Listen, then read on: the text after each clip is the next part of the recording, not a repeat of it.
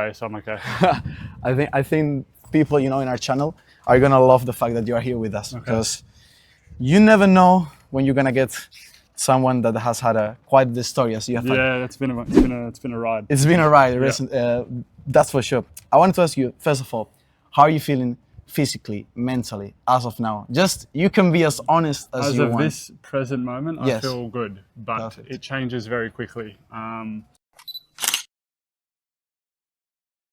You know, it's for me, the injury that I've had, it's crazy, and it's not just after the surgery I've had. You know, you see people online, they really, you know, Twitter, I don't know what's going on with Twitter right now. But you see, it's always crazy, Twitter. You see what everyone says, it's crazy, and people that really have no idea about tennis or what goes in with tennis.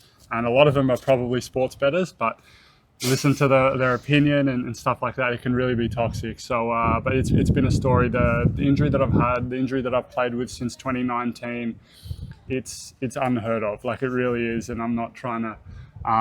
It is. You're right. You're right. It's wild what I was playing with even before the surgery to do what I was trying to do for however many years and playing.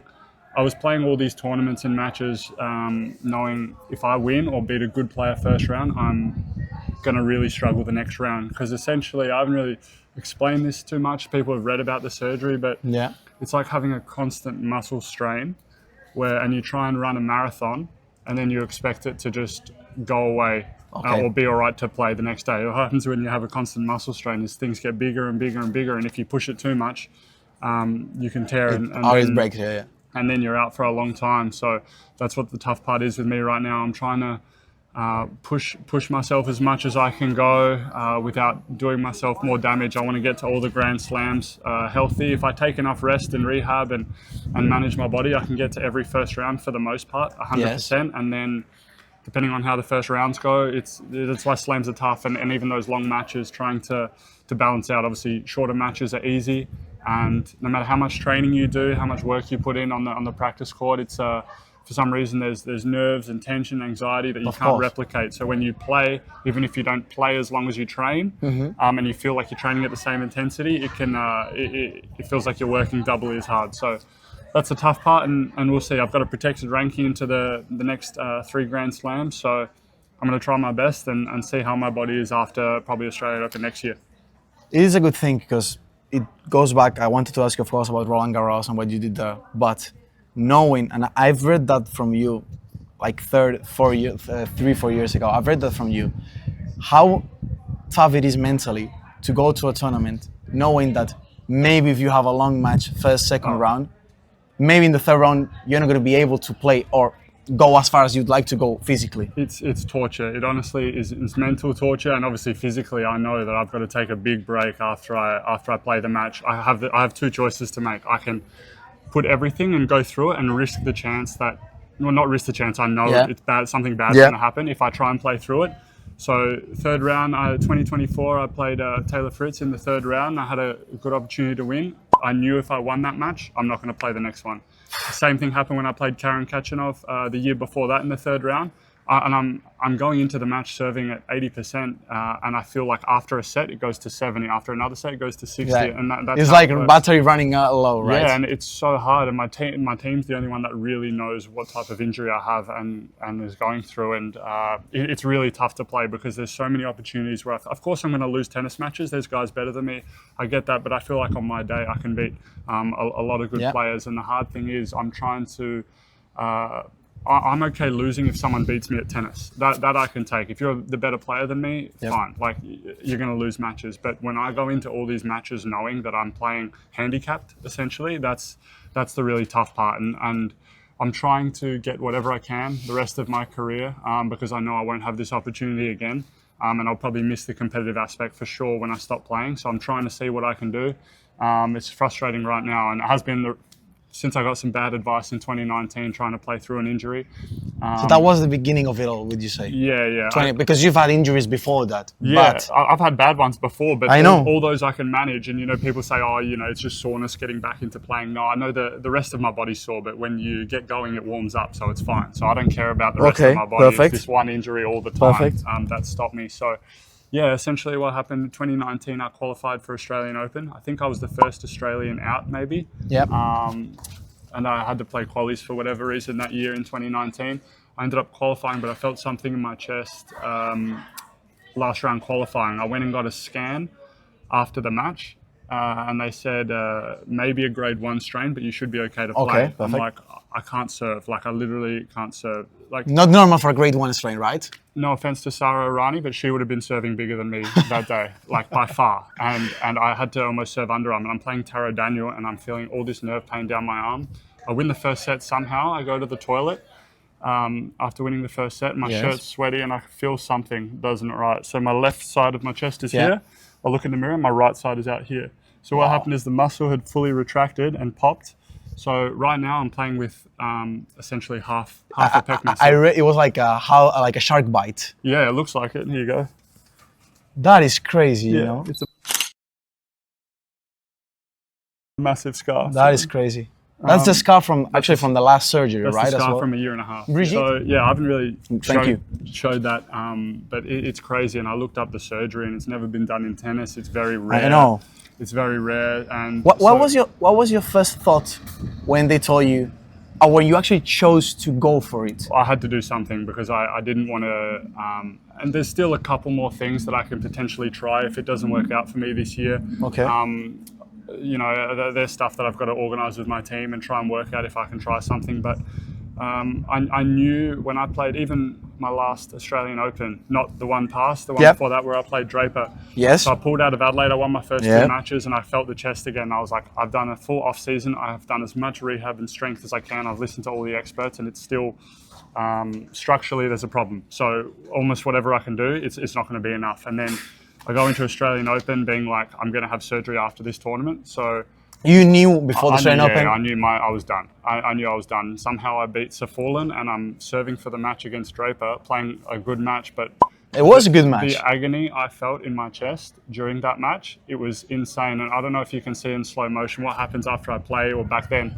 I had a big ball of scar tissue, and the longer match I'd play, I'd get a lot of blood in there, and it would swell up. It would swell up, yeah. So it looks like I'm carrying like a small golf ball when I run in there. And if you zoom in, you can see it during the match, and I can't serve hard, I can't swing hard. And if I choose to, something bad's really going to happen. So I ended up almost winning that match. He ended up getting through, but the amount of matches I've played where I feel like I can win on tennis, but there's no point to play the next round because I'm going to hand my guy a walkover anyway. So it's a terrible feeling, but at some point I'm like, I don't know anything to anyone. I've done my best with whatever I can, and that's the only thing I can control. So, but Thanasi, how do you do it to come back again? Where do you find the motivation? Because you don't. I feel like you have nothing to prove to anyone at this point of your career. Yeah, it's just more like I'm only 30, but it feels like I've been on tour for. That's the question I had. It feels like I've been on tour for ages, but I also feel like I've barely played any tennis compared to people.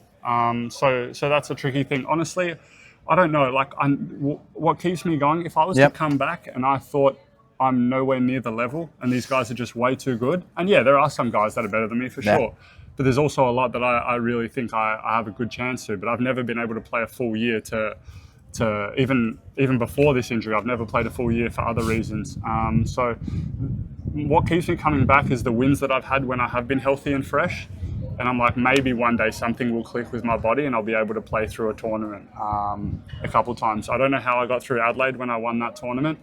Obviously, I was completely cooked after when I tried to play my first round of Australia with a quick turnaround, so I just had to sacrifice that. But yeah, that's what keeps me coming back. If I came back and these guys, I just felt like I was playing a different sport, then I'll be like, no. But when you miss a year and a half with the surgery and I come back and play quarter and he's a hell of a player, and come back and beat him in 3 sets off little tennis, like, I don't know, I feel like guys miss a few weeks or a month of tennis and they say, oh, I've had a bit of time out and, I was injured for a little bit. Like, for me, those don't even feel like injury. For you, this is like a walk in the park, right? Yeah. Like 3 weeks off is like, that's absolutely nothing. So, yeah, if I can miss a year and a half of no tennis and then come back and play toe-to-toe, go toe-to-toe against these kind of players, that gives you the feel to... That makes me think, okay, if I can string something together, maybe I never will be able to. I haven't proven to be able to, but it's always in the back of my mind being like, maybe. And one thing I've learned in tennis is you can have so many shit weeks. You can play 10, 15 shit weeks, but if something clicks that 1 week, it makes it all the worthwhile. Yeah, it feels like it almost validates your career. Like for me, winning Adelaide and obviously Australian Open doubles was a cherry on top that we weren't expecting. But to go semi-final in Adelaide and then win Adelaide after I was traveling the year before in COVID, probably lost a bunch of money. I didn't even want to look. But all that, you know, losing to these guys that probably not many players have heard of and playing wherever and in obscure places in Europe, probably losing a couple grand every week. Honestly, you got to try and look at the big picture. And winning Adelaide on my home court and having those wins made everything worth it. The thing is, you are spoiling me the whole questions in there the you interview. go. That is a There good you thing. go. But I'll speak. I had it written down.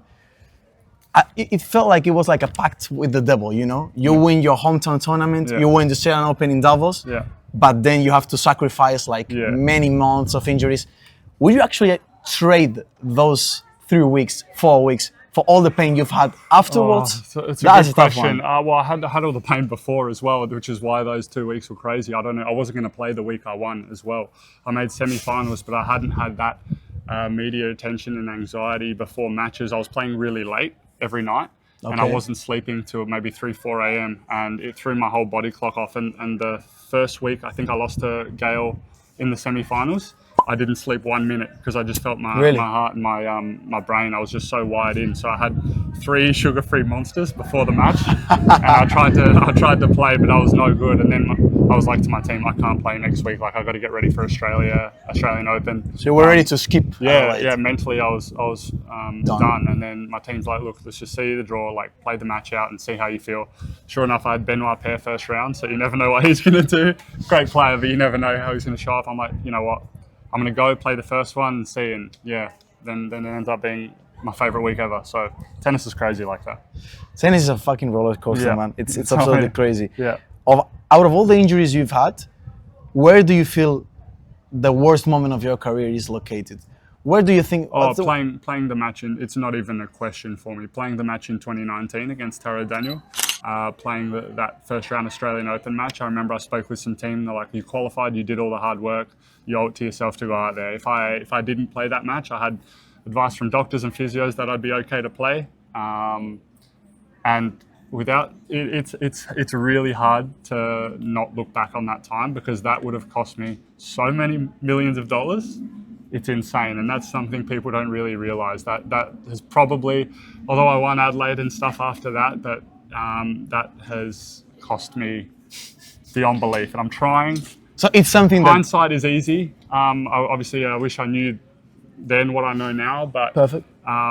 It's cost me a lot of matches, a lot of time on the sidelines, and a lot of money. So that one decision to play that match has really messed me up a little bit. Do you think you change? Imagine you come back, you revise that decision, everything would be completely different as of now. I mean, who knows? Who knows? I could have had another injury that could have set me back, but you know that's where what kick-started what's. As far as tennis injuries go, I take.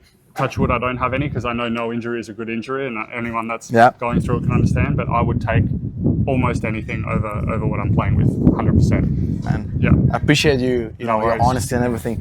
Let's try to go back to good memories as well. Sure. I want to link them up with something that, when I was researching for this interview, I knew that your best ranking was 63, if I'm not mistaken. 65. 65. Yeah, I have it written down.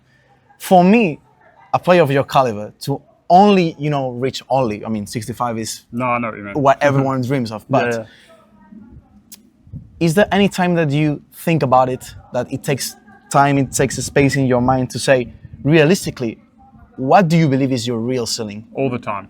I think about it all the time. That's the only reason why I'm playing. But the thing is, maybe my tennis is at a higher ranking than that, but to achieve a higher ranking, you need to be able to be healthy. You need to be able to play. If tennis was based on win-loss or who you beat, a little bit like UTR is or anything like that, then maybe I'd be at that ranking. It's the thing which my body won't let me is to do well in tennis, you have to play and back up matches day after day and week after week. You see, I'm trying to get a wild card into qualifying here. And the first guy I played is 200 in the world and was number 1 seed in quali. He's like, Yep. and if I win, I have to play again tomorrow. And if I win that, I have to play. And I have to play every day. And that's the bit that's hard. If you tell me I need to play 1 match against this guy and give it all out there, then yeah, I feel like I can compete and I'll be fine. But if I've got to do it again the next day and again the next day of that, I can feel my arm slowly losing its power and getting worse and worse. And then those end of the weeks are where there's the big points jumps. So that's what's tough, and that's why I truly believe I've never been able to reach top 50 and onwards. Yes, of course, I feel like most people that know tennis would say maybe my top level is a lot higher than my career high ranking. But to be a good tennis player is not only to play tennis well, you need to stay healthy, you need to be ready to back up matches after matches, and honestly what these top guys do and being able to play and stay healthy week after week is really impressive, because it's not easy with how competitive it is out there and how many good players there are. Even now, there's a lot of guys, I come to this tournament, I have no idea, half of them, and I'm watching at the back of the court them play points. I'm like, fuck, like all these guys can seriously play, and on their day they can beat anyone, which is why it makes the top guys so impressive, being so consistent. Because maybe on my day I feel like I can match it with a lot of those guys, but how they bring their difference between their top level and their bottom level is very tight, and that's why they're so consistent. And you've been around the Challenger Tour for so many years and for so many, actually 2 decades now. Do you feel like the way the ball has been hitting as of now, the heaviness or how heavy these players hit, do you feel like it has gone up? Because we are seeing so many injuries with big players as of late, with the balls and everything. Do you actually feel it has gone up? Like, I think the level's gone up 100%. As I said before, there's a lot of good players, and it's about, I feel like sometimes when I try and play them, I've got to find out why. Like why they're ranked where they are. And sometimes they don't show it early or they bring a good level, but usually there's something you can pick up as to why. Because a lot of times you look and you're like, I don't understand the difference between this guy here or this guy there. And you'll see a lot of guys that do well in the challenges end up beating a lot of guys that do well on even tour. doing second weeks of Grand Slam as of late, you know. For sure. You see it, and there's a lot of quality. But I do really think, I know the balls have been an issue for a while. I think the balls kind of suck, if I'm honest. For the most part, I think Australia in January have the best balls for the tour event. Perfect. And also I think the the Wimbledon Slazenger ones are the best. A lot of the Dunlops for the most part are not too bad. They get a bit slow. I think the US Open balls are terrible, all through the US swing. Appreciate the honesty, man. No, it's true. I have no idea. But I think the big thing is, if you're playing, whether it's a challenger, I know they all have their deals, but if you're about to play a Grand Slam, the whole clay swing should be the same ball, because at least you get used to it. You can't be going, we have enough different things we need to deal with, court services. I know. You play at different times, different countries, different time zones. At least imagine getting used to a different ball each single week. Exactly. So at least keep the balls the same to give the players something to get used to. And I know they all have their sponsorship and that, but I think you need to look after the players first, because I don't know. This is another topic, but I know. I feel bad saying this, and this is maybe completely off, but it's tough, because I get parents that come to me, and this is just about how hard tennis is in general. And they come to me and they say, oh, I really want to get my kid involved in tennis. And I don't want to shit on their hopes and dreams. I really don't. But I'm like, if he has or she have any talent or any want to play any other sport, I would say go do that, because they don't understand the journey of tennis and how hard it is to make it. Yeah. And I see a lot of these guys, like, okay, if you end up making it, it's great, but you have to be good young or have someone that can back you financially to have a chance. Because if you start doing well in your career at like 27, you're deep in the red. I know. You're losing a lot of money before you even have a chance, and it takes a special person in the mind to keep trying to even make that worth it at the end. But I would say if they're half decent at any other team sport, please go do that. Because if I knew now what I knew, if I know now, I wish I knew back then, I wouldn't be doing it. I don't know if you saw Rafa's documentary. Yep. Yeah, it was good. Did you see the part where he says, I feel like I'm the most battered player on earth? He's training at the academy. He's like talking to Carlos. He's like, I feel like I'm the most battered tennis player in the world. Yeah. And I thought about two guys when that came up. One is Juan Martín del Potro, and the other one is you. Yeah. You think you can beat Rafa in that regard? But like when everyone... It's hard. Like I don't know what he was going through. I know you see the videos and you see obviously his foot, that didn't look healthy Oh, either. that's crazy. But this one is crazy as well. This is crazy, and I actually saw. I don't know, but I'm definitely up there. If in that club, he was able to play some full years. Like I can't, with my injury, I can't take a shot to numb it because it'll shut my whole muscle down. So my arm will end up sort of losing all feeling, and I won't be able to swing a racket. But I actually saw Rafa's doctor before I had the surgery, and he looked. He's Cotorro, like, no? yeah. He said he's never seen this in Something like tennis. that. Yeah, and he's like, I'm not super sure what to do. That's crazy. So when you have someone Zero. that has that experience, not really know, it doesn't fill you with too much confidence. So that was tough. Tanasi, just a couple of last questions Yeah. to finish, and I appreciate taking the No time worries. and honesty. What life lessons, if any, have you learned throughout these years? I've learnt a lot. As bad as my injuries have been, and my path to professional tennis or making it to the top hasn't been smooth, and maybe I haven't reached the heights I want. I feel like I've learnt a lot as a person. I feel like I'm a lot more resilient dealing with stuff. It's probably helped me in life as opposed to maybe not on the tennis court. I feel like I understand. I feel like mentally I'm better equipped to deal with some things. With life situations and so Yeah, on. with life situations, like stuff outside of a tennis court. And it's tough because, to be honest, a lot of my mood depends on how my arm feels that day. So if my arm feels good, I'm happy, I'm up and about, I'm looking forward to the match. And sometimes even if I win the match, I'm feeling after, I'm like, nah, and my whole mood is shut. But I feel like I'm able to be better emotionally. I'm able to find my balance a little bit better. I feel like I'm more empathetic towards other people, and I kind of understand what they're going through a little bit more. So yeah. How hard is it is to see whenever, because I was reading, for example, some words about podcast, about people saying, they give advice, but they don't know the inside of your.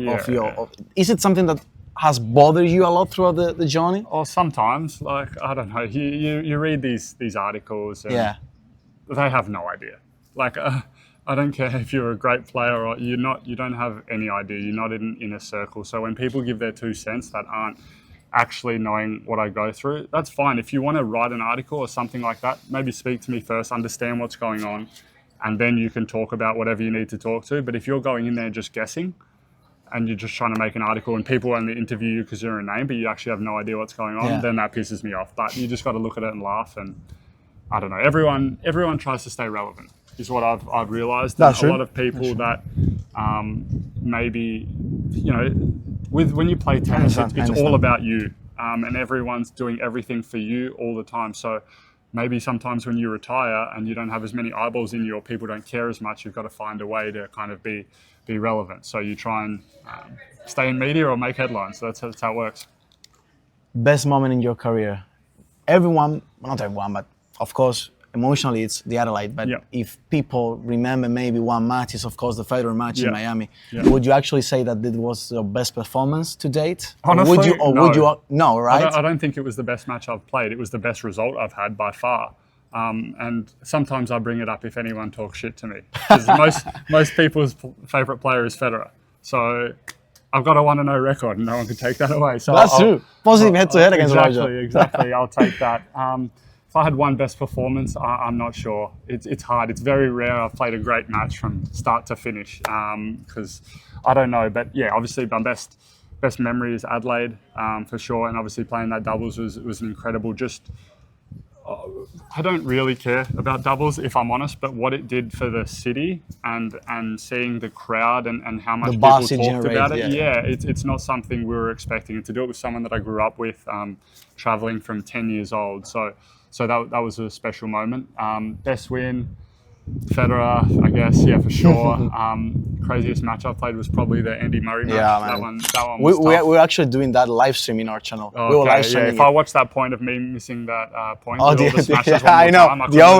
I could lose my mind. Every time I opened up TikTok or social media, there's this point, and everyone's like, how does he not put away a smash? And I tell them, you fucking try.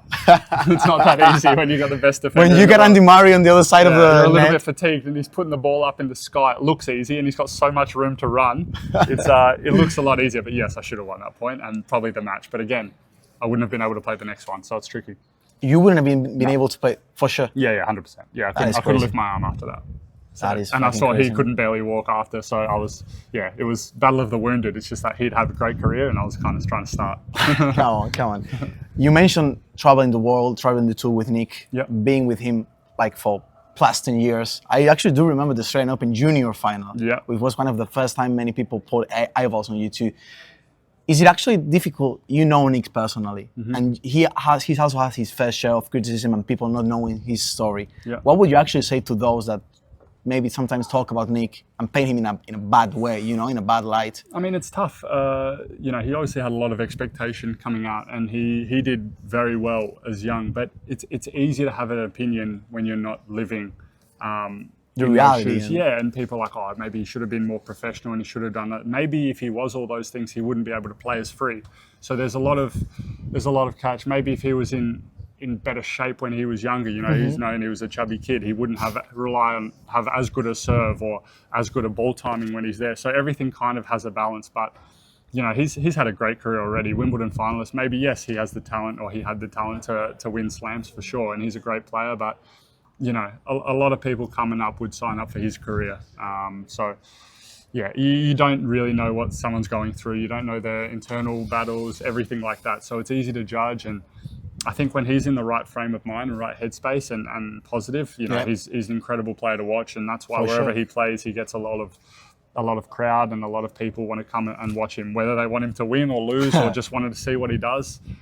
He's a draw, and tennis needs more of those. Are we going to be seeing more of the special case in the future? We hope so. We hope so. We tried to play the last 2 years, but we were both injured. It's hard because I love playing doubles. I find it fun, especially in Grand Slams. You know, it's fun to play, but it's tricky when singles was my priority, and same for Nick. So when you throw everything, and if you win a big 5-setter, you know, my body is tough the next day. So of course I want to enter in case we lose singles, and then we can give doubles a go, like we did when we won it. But that's the balance. It's tough to let people down, I but know. that's just the reality. Last question, man.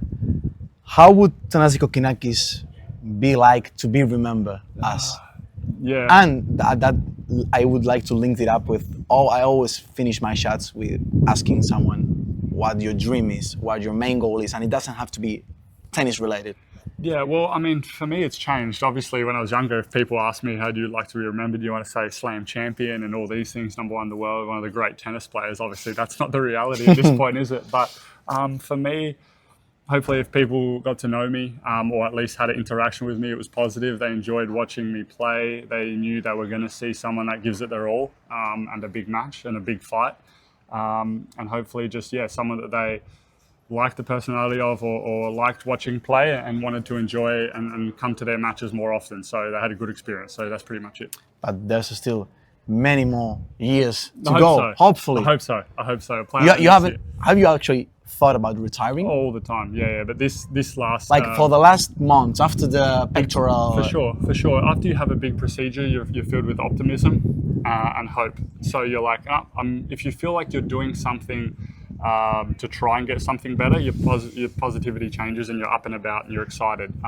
But if you come back and the same injury is kind of failing you after you've gone through hell and back, then the retirement bug starts to kick in. And I've had a lot of those phone calls. I've had a lot of those conversations with my team, my dad, my family, for sure. I'm like, I don't know how much more I can do this. I can't play one good match and then be pulling out. It's like, it's not fun for anyone. Of course, when I'm healthy and fresh, I love to play and I love competing, and whether I win, lose, if there's a good atmosphere, I like playing, it's fine. But if I feel like I can't play after playing one match or a physical match or 2-3 matches and I can't be able to win a tournament, I'm only playing because I want to try and reach my career high in my ranking and try and push and have those feelings again at the Grand Slams. And I know I'm in the next 3 Grand Slams. I had a great memory in French Open. Yep. But again, I couldn't play the next one against Kyrgios. So I knew going into that match, I was like, it doesn't feel good, but I'm going to try, and it got worse as the match went on. I'm hoping I can play the next 3 slams and have fun and enjoy it. And that's a short-term yeah, goal. and my goal is to reassess after Australia Open next year and see where I'm at. Perfect. So I was actually going to ask you if you have set a date in terms of reassessing how you're feeling, but that's after Australia. It's hard to really judge myself. When I miss a year and a half and you come back and play a long 5-setter, yes, I've done all the training in the world, but it's different to judge too much on my performance and how I feel physically. I have to give it at least sort of 12 months, 9 to 12 months since coming back and see where I'm at. Because by then I think I'll have a good idea to see if my body can handle it or I need to look at other ways. We hope to see you back on court for many more years to come. Thank you, man. And man, I appreciate all the honesty. Appreciate you opening up. Appreciate and hopefully people will love this interview. Thank you, guys. Thank you, man. THANASI, Appreciate thank you it, very much, man. No worries.